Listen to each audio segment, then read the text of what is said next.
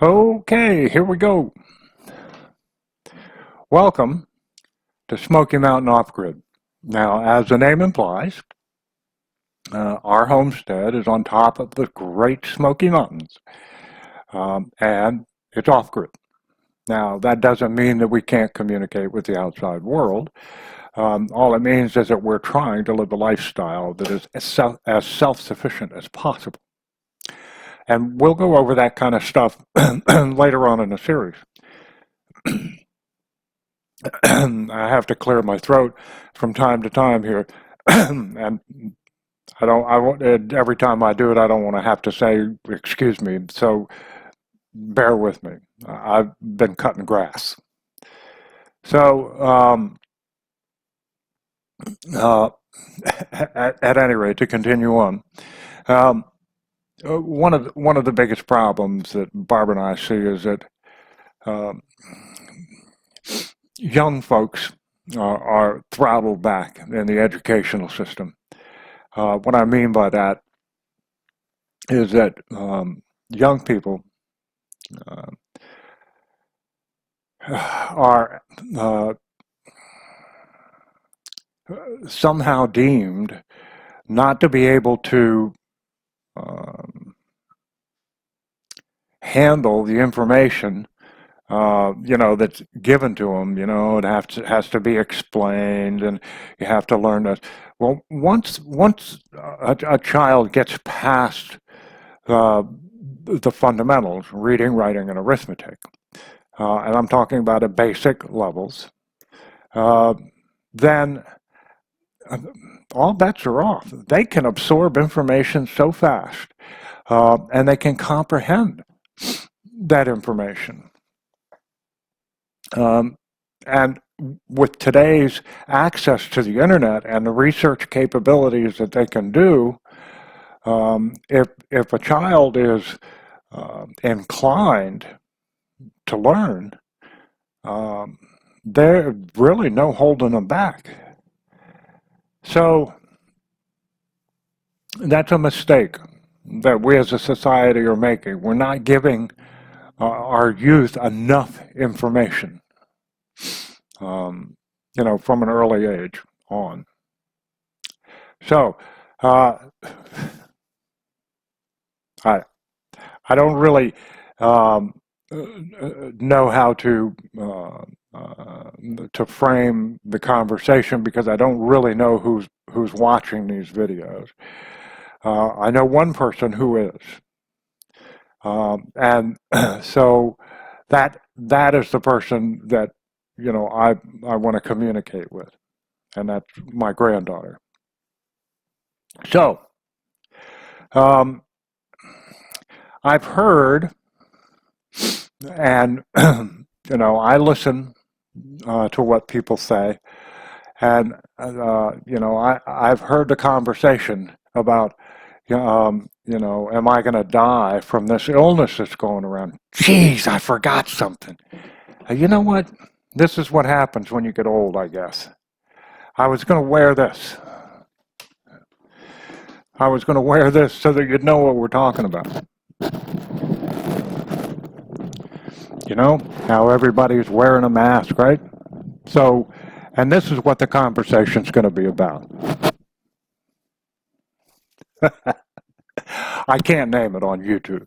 If I do, then they will delete. I mean, they won't just censor it. They will delete the video because I've had them deleted before. That's how I know.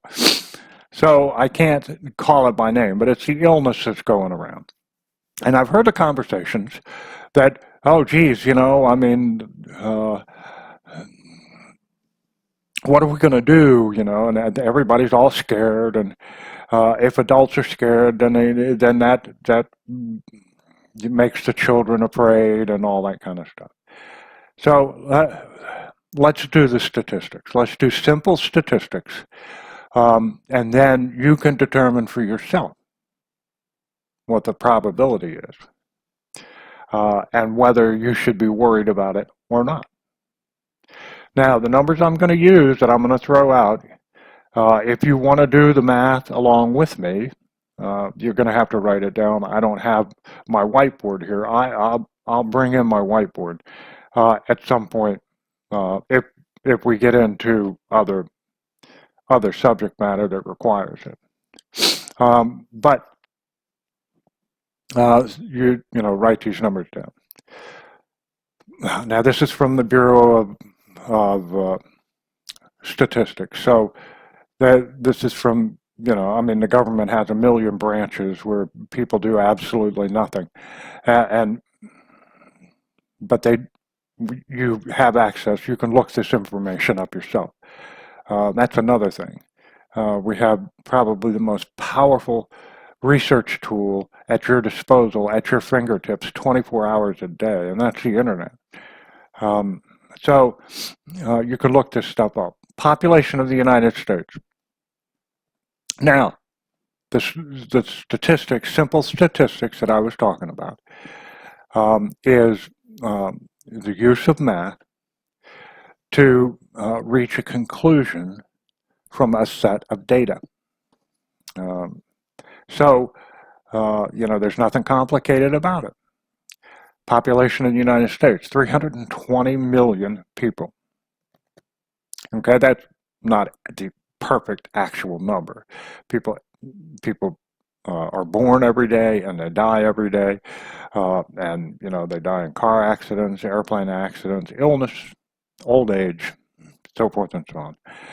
So, but for the sake of argument, for the sake of this short session here, 320 million people in the United States. 2,850,000 confirmed cases of coronavirus. So, 132,000 deaths. Now, if you take the number of confirmed, I said the name, didn't I? Well, we'll see if they delete it. So, you take 2,850,000 divided by 320 million. 2,850,000 divided by 320 million, and you come up with 0.01, which is 1%. So, at any given time, during any given day, 1% of the population will contract the illness. So 1% is what? 1 in 100, right? All right. Confirmed deaths, 132,000. Divide that by the actual number of people who are confirmed to have it, which is 2,850,000, and you come up with 5%, right? 0.05. So if you want to determine the likelihood that you are going to contract and die from the illness that are going around, you multiply 1% by 5%, multiply 1% times 5%. You can do that on a calculator, and some of you can do that in your head. And the resultant number is 0.0005, or 0.000005%. So that's 1 in 2,000. Right? 5 in 10,000, which is equal to 1 in 2,000.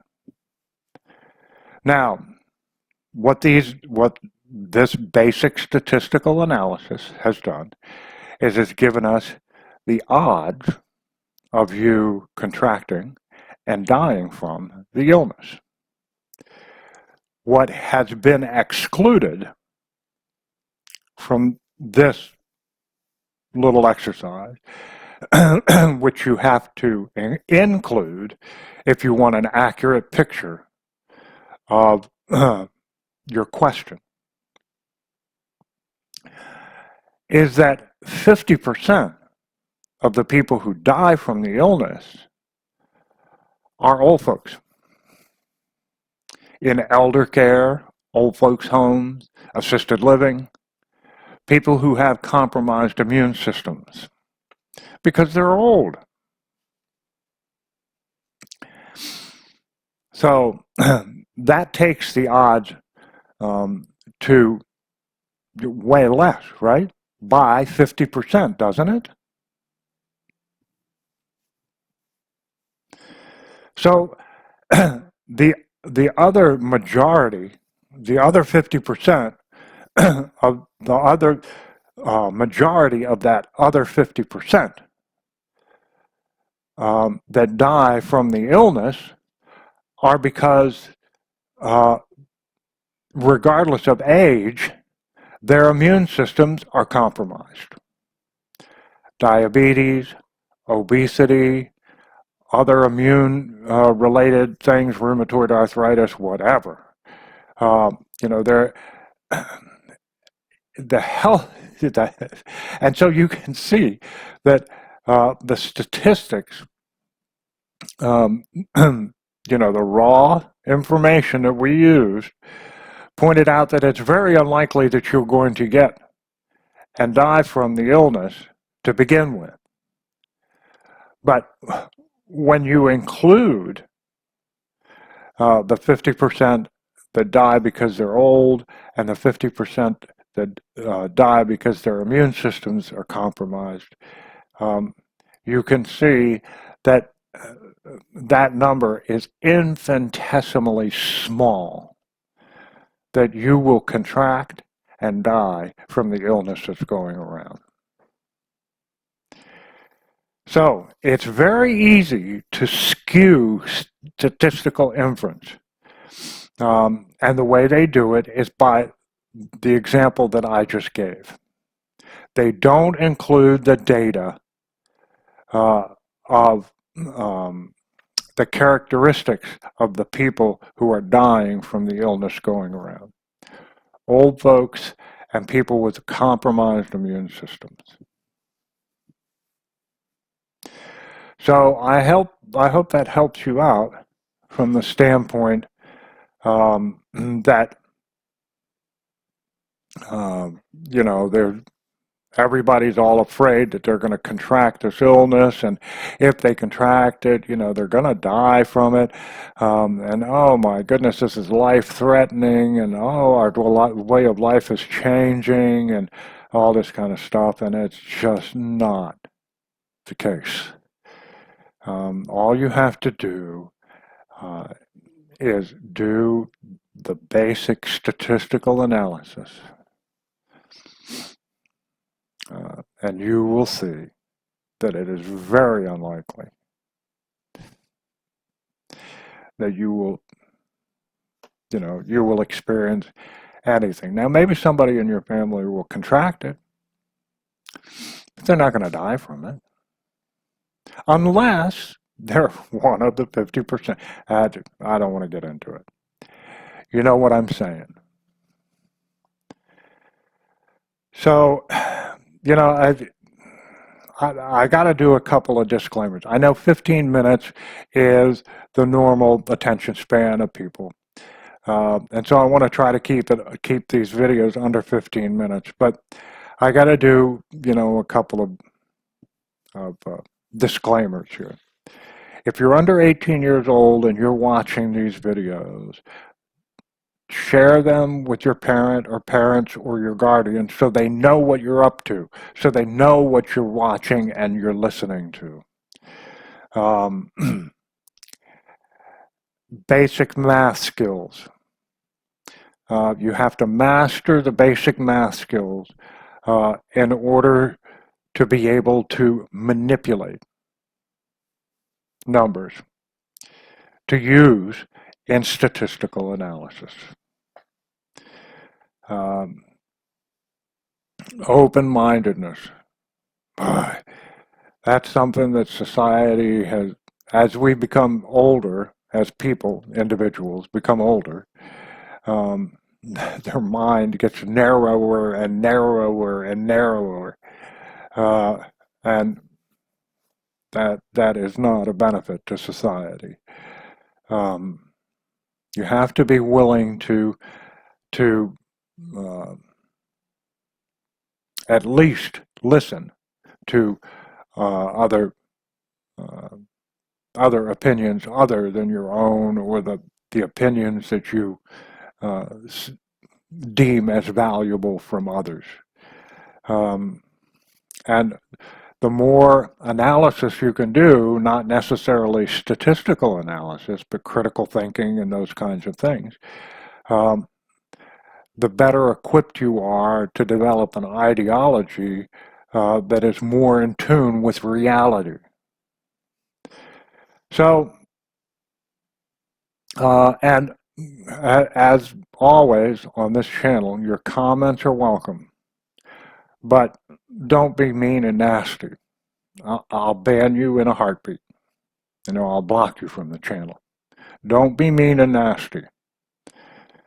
Um, so, uh, you know, put your comments down below. You can email me at smokymountaiноffgrid@gmail.com.